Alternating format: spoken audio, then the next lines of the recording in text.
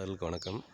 அதாவது பல ஜாதிகள் இருக்குது, பல மதங்கள் இருக்குது அப்படின்னு சொல்கிறாங்க.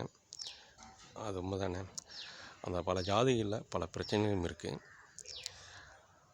இப்போ உதாரணத்துக்கு ஒரு ஜாதியில் எடுத்துக்கோம்னு பார்த்திங்கன்னா, ஒருத்தர் பில்டிங்கெல்லாம் ஓனராக இருப்பாங்க.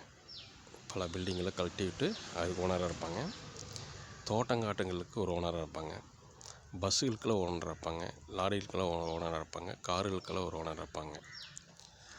அந்த ஒரு ஜாதிக்காரங்க அந்த ஒரு ஜாதிக்காரங்கிட்டையும் அந்த ஜாதிக்காரங்கிட்டையும் அதே ஜாதிக்காரங்க வேலைக்கு போகிறாங்க. அந்த வேலைக்கு போகிறதுனால அவள் எப்படி பார்க்குறாங்க, எப்படி பேசுகிறாங்க.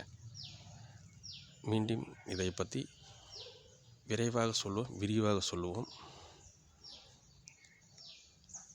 அது வரைக்கும் நன்றி, வணக்கம்.